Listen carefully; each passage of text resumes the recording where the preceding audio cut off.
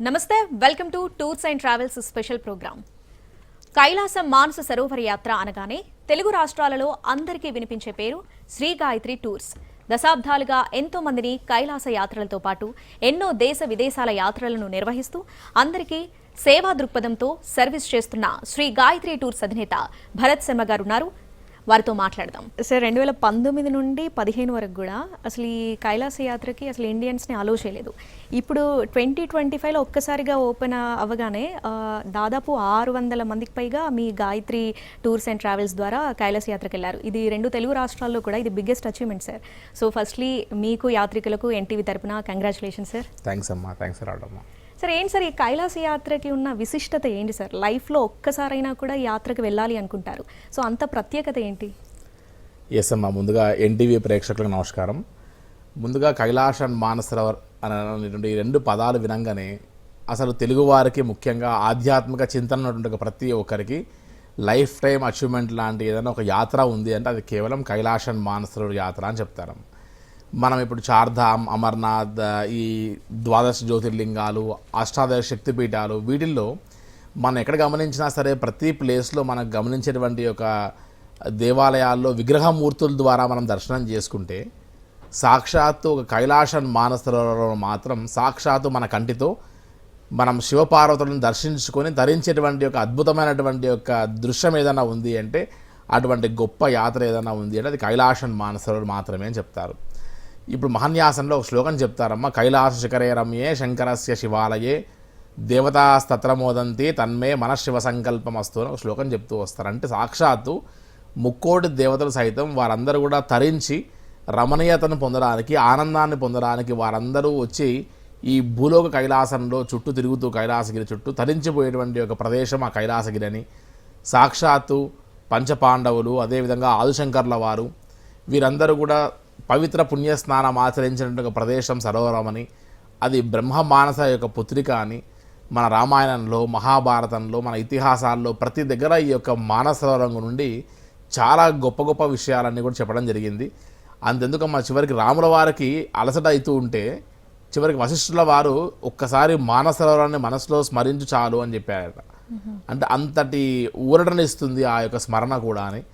బుద్ధుడి యొక్క జన్మ కూడా ఈ యొక్క సరోవరానికి ముడిపడి ఉందని, మాయాదేవి తన తల్లి అయినటువంటి యొక్క మాయాదేవి ముందుగా ఈ సరోవరంలో స్నానం చేసి పుణ్యస్నానం ఆచరించిన తర్వాతే ఆ యొక్క బుద్ధుడు జన్మించారని కూడా మనకు ప్రతీకగా చెప్తూ వస్తారు. కాబట్టి కైలాష్ అండ్ మానసరోవర్ యాత్ర గురించి ఎంత చెప్పినా తక్కువే అనిపించవచ్చు. సాక్షాత్తు అక్కడ దేవాలయం లేకపోయినా సరే ప్రకృతిలో పంచభూతాల సాక్షిలో మనం ఖచ్చితంగా ఎంతటి నాస్తికుడికి వెళ్ళినా సరే నేను కైలాసగిరిలో మనం మానసరోవరంలో కైలాష్ యాత్రలో నేను శివుని చూశాను అనేటువంటి ఒక అనుభూతితో తిరిగి వచ్చేటువంటి ఒక అద్భుతమైన ఏదైనా యాత్ర ఉంది అంటే అది కేవలం ఈ కైలాష్ అండ్ మానసరోవర్ యాత్ర అని చెప్పొచ్చమ్మా. సార్, ఈ యాత్రకి కైలాష్ యాత్రకి వెళ్ళాలంటే ఏజ్ లిమిట్ ఉంటుందా సార్? ప్రజెంట్ అయితే 70+ వాళ్ళని అలో చేయట్లేదు అంటున్నారు. సో దీంట్లో ఏమైనా మార్పులు ఏమైనా చేశారా, ఉన్నాయా? ఎస్ అమ్మా, ముందుగా ఈ కైలాష్ యాత్రకి హై ఆల్టిట్యూడ్లో వెళ్ళేటువంటి యాత్ర కాబట్టి సీ లెవెల్ కంటే కూడా చాలా ఎత్తుగా వెళ్ళేటువంటి ప్రదేశం కాబట్టి ఆల్మోస్ట్ 4850 మీటర్స్ హై అంటే ఆల్మోస్ట్ మనం 18,000 ఫీట్స్ పైన వెళ్ళేటువంటి యాత్ర కాబట్టి ఆక్సిజన్ లెవెల్ కంటెంట్ తక్కువ ఉండేటువంటి ఒక పరిస్థితి. అదేవిధంగా 13 ఇయర్స్ నుంచి 70 ఇయర్స్ వరకు మాత్రమే మన ఇండియన్స్కి అలౌ చేసేవాళ్ళు. సో 2023లో 70+ వాళ్ళని అలౌ చేస్తాము, కొన్ని రూల్స్ అండ్ రెగ్యులేషన్స్ అని చెప్పారు కానీ అలౌ చేయలేదు. ఈ 2025లో కైలాష్ మానసరోవర్ యాత్రకి 1955 వరకు ఇంతవరకు అధికారికంగా పర్మిషన్స్ ఇచ్చారు. కానీ గత 2 డేస్ నుండి ఈ యొక్క జూలై ఎండ్ నుంచి మొదలు పెడితే కైలాష్ మానసరోవర్ యాత్రకి కొద్దిగా ఆరోగ్యంగా ఉండి ఫిట్గా ఉండి ఎవరైతే లంగ్ ఇన్ఫెక్షన్స్ కానీ, రెస్పిరేటరీ ప్రాబ్లమ్స్ కానీ, బ్రీతింగ్ ప్రాబ్లమ్స్ లేని వాళ్ళకి 1974, 73, 72 అండ్ 71 ఇయర్స్ ఉన్నా కూడా ఆల్మోస్ట్ 73, 74 ఉన్నవారు కూడా ఈ కైలాష్ యాత్ర చేయడానికి అనుకూలంగా ఉంది. So even Gayatri Tours and travels ద్వారా కూడా 70+ ఉన్నవారు ఎవరైతే ఆగి ఉన్నారో ఆల్మోస్ట్ ఒక 25 to 30 మెంబర్స్ అందరినీ కూడా మనం ఆగస్ట్, సెప్టెంబర్ బ్యాచెస్లో మనం పంపిస్తున్నాము.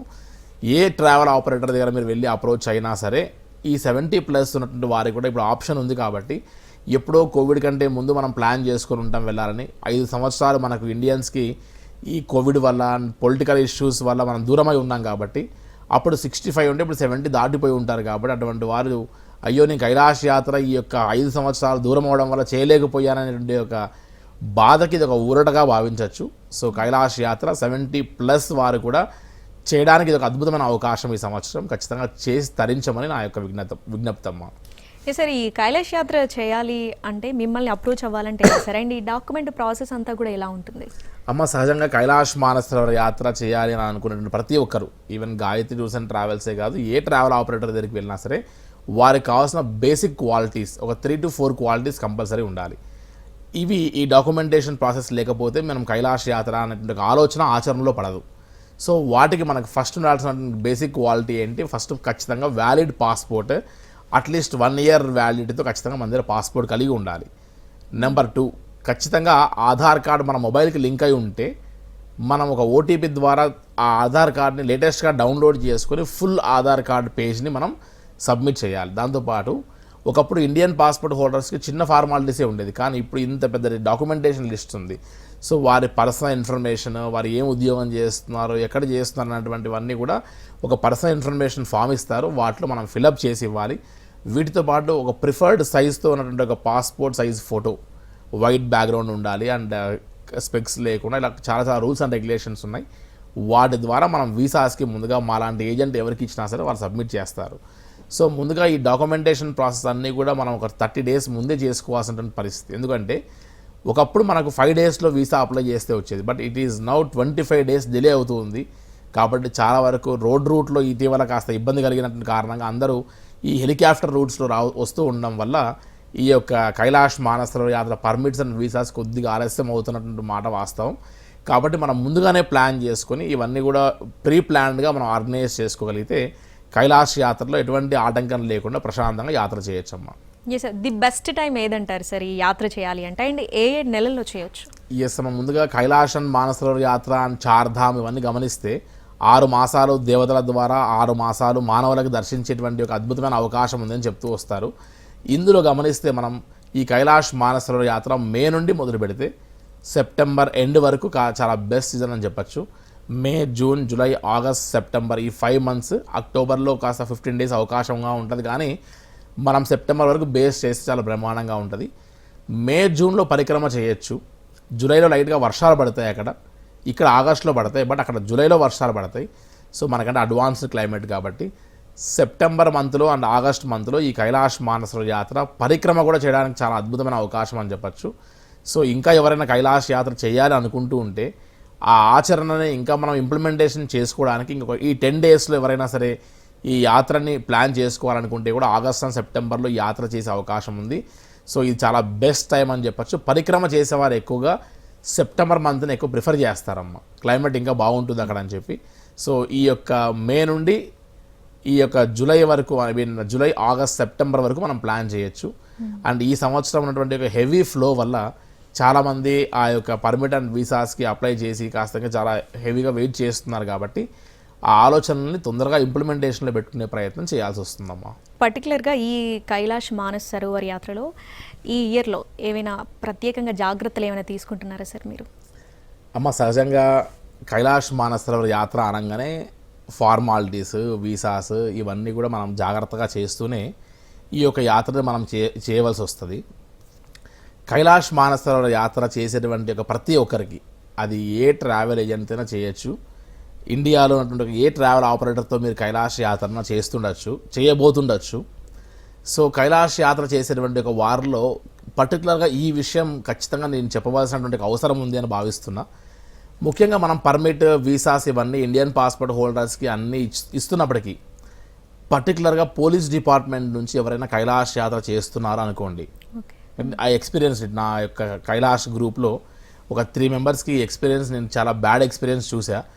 ఈవెన్ దో వారికి పర్మిట్స్ ఇచ్చి వీసాస్ ఇచ్చి చివరికి కైలాష్ మానసరోవర్ యాత్రకి వారు చైనీస్ బార్డర్ వరకు వచ్చిన తర్వాత వారి యొక్క హైట్, పర్సనాలిటీ, వారి యొక్క డ్రెస్ సెన్స్, వారి మొబైల్స్ అన్ని చెక్ చేయడం జరుగుతుంది చైనీస్ బార్డర్లో. మన మొబైల్ ఆల్మోస్ట్ ఒక 15 నిమిషాల వరకు చెక్ చేస్తారు. వాట్సాప్, డిపి, గ్యాలరీ, డ్రైవ్స్ అన్ని చెక్ చేస్తారు. ఎక్కడన్నా సరే పోలీస్ డిపార్ట్మెంట్లో మీరు వర్క్ చేస్తున్నారని తెలిస్తే మీ పర్సులో ఎక్కడన్నా సరే ఒక ఆధార్ కార్డ్ లాంటి ఐడెంటిటీ కార్డ్స్ కాకుండా పోలీస్ డిపార్ట్మెంట్ కార్డ్స్ ఏమైనా ఉన్నా, ఈవెన్ దో మీరు సర్వీస్లో ఉన్నా సర్వీస్లో లేకపోయినా మీరు పోలీస్ డిపార్ట్మెంట్లో వర్క్ చేస్తున్నారని తెలియగానే వెంటనే మీ వీసా రిజెక్ట్ చేసి గ్రూప్ అందరినీ పంపించేసి మేము 95 మెంబర్స్ వెళ్ళాము. 95లో ఒక 3 మెంబర్స్ని మాత్రమే బార్డర్లో ఒక 2 డేస్ కస్టడీలో తీసుకొని ఎంక్వైరీ అని చెప్పి వాళ్ళని స్పైస్ ఏమో అనేటువంటి ఉద్దేశంతో పక్కనే చైనీస్ పక్కనే పాకిస్తాన్ బార్డర్ ఉంది కాబట్టి ఇప్పుడు చాలా స్ట్రిక్ట్గా ఉంది. సో ఫస్ట్ బ్యాచ్లోనే మేము ఆ బ్యాడ్ ఎక్స్పీరియన్స్ చూసాము. ఒక 3 మెంబర్స్ పాపం కైలాష్ యాత్రకు వెళ్ళాలనే సంకల్పాన్ని వాళ్ళు నెరవేర్చుకోలేకపోయారు. తిరిగి అటువంటి వాళ్ళు బ్యాక్ వచ్చేసారు. సో ఆ తర్వాత నేను చాలామంది గైడ్ చేశా, ఎవరు కూడా పోలీస్ డిపార్ట్మెంట్ నుంచి వచ్చిన వాళ్ళు మీ మొబైల్స్లో ఎక్కడ కూడా మీ యొక్క మొబైల్లో పోలీస్ సంబంధించిన డీపీలు కానీ వాట్సాప్లు కానీ స్క్రీన్ పైన చాలామంది ఫొటోస్ పెట్టుకుంటారు, ఆ ఫొటోస్ కానీ పర్స్లో ఐడెంటిటీ కార్డ్స్ కానీ ఇటువంటివి ఏవి క్యారీ చేయకుండా ఉంటేనే మీరు బార్డర్ దాటగలరు. సో మరీ ముఖ్యంగా నేను పోలీస్ డిపార్ట్మెంట్లో కైలాష్ యాత్ర చేసేటువంటి వారందరికీ సిన్సియర్గా ఈ యొక్క విషయాన్ని మీరు దృష్టిలో పెట్టుకుని యాత్ర చేయండి.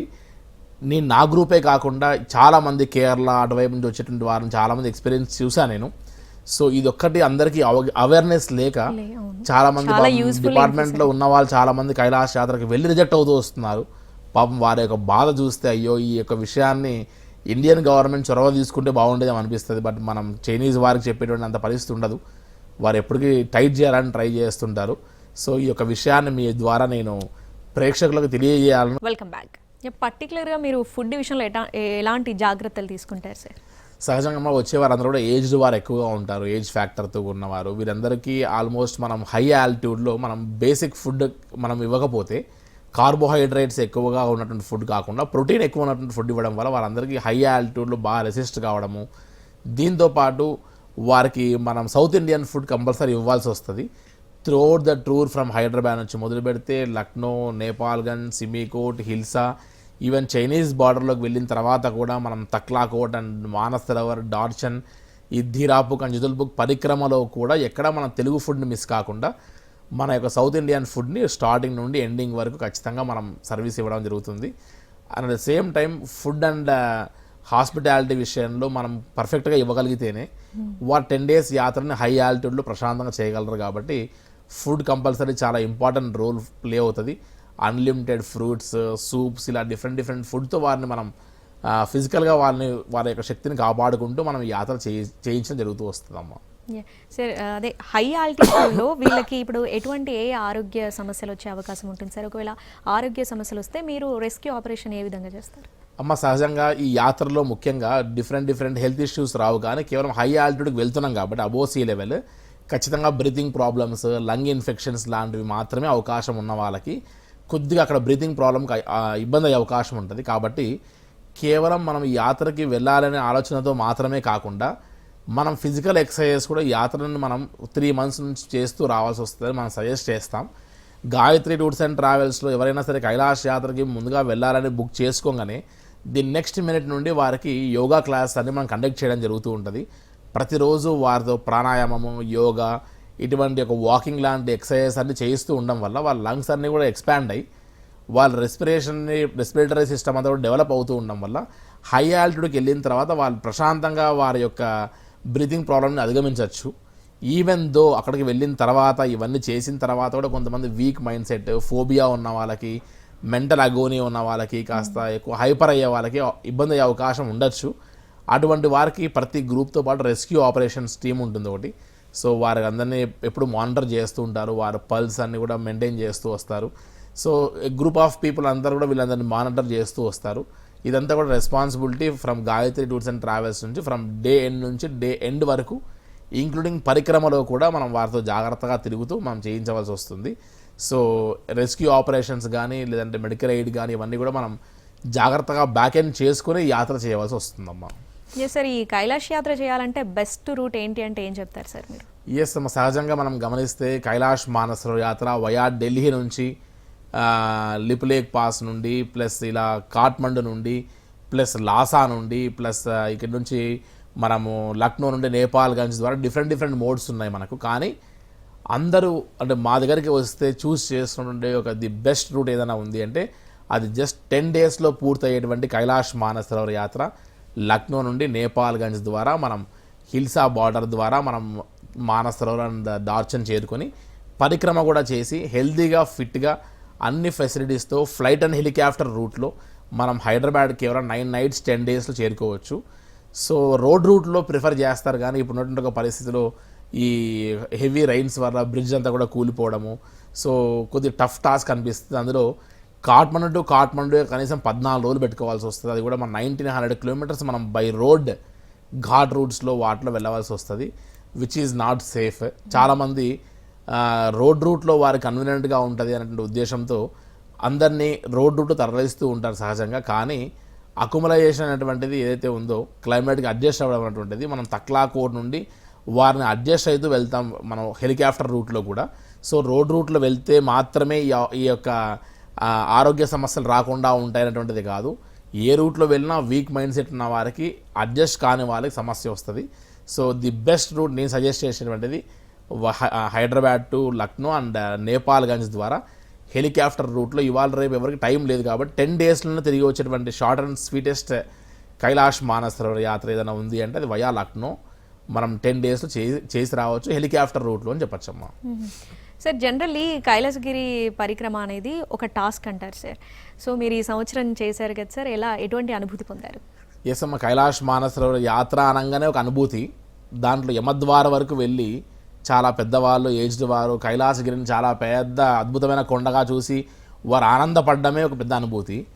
అండ్ అక్కడికి వెళ్ళిన తర్వాత మనం ఫస్ట్ డే ఒక 14, సెకండ్ రోజు ఒక 20, థర్డ్ రోజు 14 కిలోమీటర్లు, మనం ఆల్ టుగెదర్ 54 కిలోమీటర్స్ మనం పరిక్రమ చేయాల్సి వస్తుంది కైలాసగిరి చుట్టూ, లైక్ అరుణాచలంలో గిరి పరిక్రమ చేసినట్టుగా. ఆ పరిక్రమ చేస్తున్నప్పుడు శివపార్వతులు, అదేవిధంగా డిఫరెంట్ ఆనవాళ్ళు, ఎవరెవరో మనకు కనబడుతున్నారు, నేను ఇలా ఉన్నాను, నీకు దర్శనం ఇస్తున్నాను అనేటువంటి ఒక సబ్కాన్షియస్ మైండ్లో మనం ఫీల్ అయ్యే విధంగా ఆ యాత్రలో ఎన్నో అద్భుతాలు చూడొచ్చు. కైలాసగిరి మనం యమద్వారం వెళ్ళి చూడంగానే శివపార్వతి దర్శనం ఇచ్చిన ఫీలింగ్ అనిపిస్తుంది. బట్ పరిక్రమ చేస్తే అది లైఫ్లో అది ఎనలేనటువంటి ఒక అనుభూతి అని చెప్పచ్చు. Life before Kailash and life after Kailash అని 2 రకాలుగా చెప్పచ్చు అమ్మ ఖచ్చితంగా. సో 600 పైచిలకు మంది కైలాష్ యాత్ర చేసి ఉన్నారు ఇంతవరకు మన ద్వారా. వీటిలో సుమారుగా 400 మంది పైన కైలాసగిరి పరిక్రమ చేయగలిగారు. సో అది చాలా బిగ్గెస్ట్ అచీవ్మెంట్. 100 మంది వెళ్తే అందులో 20 మంది పరిక్రమ చేస్తే గ్రేట్. సో వీళ్ళందరినీ ముందుగానే యోగా, ప్రాణాయామము, కావాల్సిన జాగ్రత్తలు అకామిడైజ్ చేస్తూ వారిని అడ్జస్ట్ చేస్తూ క్లైమేట్కి వెళ్ళేటువంటి దీంట్లో కైలాస యాత్ర ఎవరైనా చేయించగలరమ్మ. కానీ కైలాసగిరి పరిక్రమ చేయించడమే అత్యంత ఎసెన్స్తో కూడినది. కాబట్టి ఆ కైలాస యాత్ర పరిక్రమలో ఉన్నటువంటి ఒక అనుభూతి లైఫ్లో ఎప్పుడు మర్చిపోలేరు. కాబట్టి సాధ్యమైనంత వరకు యాత్రికుల్ని ఆ కైలాస యాత్ర పరిక్రమ చేసేటువంటి ఒక ఇంటెన్షన్లో మనం ఒక గట్టి సంకల్పం కలిగి ఉన్నాం. కాబట్టి గాయత్రి టూర్స్ అండ్ ట్రావెల్స్ అంటే కైలాష్ అంటే గాయత్రి టూర్స్ అండ్ ట్రావెల్స్ అనేటువంటి ఒక నమ్మకాన్ని యాత్రికులు కలిగి ఉంటారమ్మ ఖచ్చితంగా. సార్ మన తెలుగు వారు బయట దేశాల్లో ఉంటారు సార్, వీళ్ళకి ఎన్ఆర్ఐ పాస్పోర్ట్ హోల్డర్స్ ఉంటారు కదా, వీళ్ళు కైలాష్ యాత్రకు వెళ్ళాలంటే ఎటువంటి రూల్స్ అండ్ రెగ్యులేషన్స్ ఉంటాయి? ఎస్ అమ్మ, ముందుగా మన యొక్క ఇండియన్ పాస్పోర్ట్ హోల్డర్స్ అందరికీ స్టాంపింగ్స్ అన్నీ కూడా అలాంటి ఏజెంట్స్ ద్వారా ఢిల్లీలో జరిగితే, ఒక కైలాష్ మానసరోవర్ యాత్రకి other than Indian passport holders అందరికీ కాఠ్మండూలో జరుగుతుంది. సో వారు ఖచ్చితంగా ఫిజికల్గా అపియర్ అవ్వాల్సి వస్తుంది. సో 4 డేస్ కనీసం వారు కాఠ్మండూలో స్టే చేసి ఈ వీసా ప్రాసెసింగ్స్ అన్నీ కూడా దగ్గర ఉండి చేయించుకోవడం అవన్నీ కూడా అయిన తర్వాతనే వారు మళ్ళీ వాళ్ళ కైలాష్ యాత్రని జాయిన్ అవ్వచ్చు. ఈవెన్ దో పేరెంట్స్ ఉండి ఇండియన్ పాస్పోర్ట్ హోల్డర్స్ ఉండి పిల్లలు other than Indian passport holders ఉన్నా సరే వారు కొద్దిగా అడ్వాన్స్గా కూడా వెళ్ళి ఈ కైలాష్ యాత్రని వారు వీసా ప్రాసెస్ చేసుకొని కూడా ట్రావెల్ చేయొచ్చు. కానీ ఈ యొక్క ఫార్మాలిటీస్ ఏవైతే ఉన్నాయో అవన్నీ కూడా ఒక 4 డేస్ ముందే వెళ్ళాల్సి వస్తుంది. కాబట్టి సమయాభావాన్ని చూసుకొని కోఆర్డినేట్ చేసుకొని వెళ్ళవలసి వస్తుంది. సో ఈ 2 డిఫరెంట్ పాస్పోర్ట్స్ అయినప్పటికీ కూడా 2 క్లబ్ చేసి కూడా మనం యాత్ర చేయొచ్చు. కాస్త టెక్నికల్గా దాన్ని ఆలోచించి చేయాల్సి వస్తుందమ్మా. ఓకే. ఎస్ సార్, ఈ ఓవరాల్గా ఈ యాత్రకి ఎంతవరకు ఖర్చు అవుతుంది అంటారు సార్? ఎస్ అమ్మ, సహజంగా బడ్జెట్ అది అందరికీ ఉన్నటువంటి బిగ్ క్వశ్చన్ ఉంటుంది. ఖచ్చితంగా ఏది చేయాలన్నా ఇవాళ ఖచ్చితంగా బడ్జెట్తో కూడినది. మనం చిన్న యాత్ర చేయాలన్నా తిరుపతికి వెళ్ళాలన్నా సరే మనం బడ్జెట్ లెక్క వేసుకొని వెళ్తాం.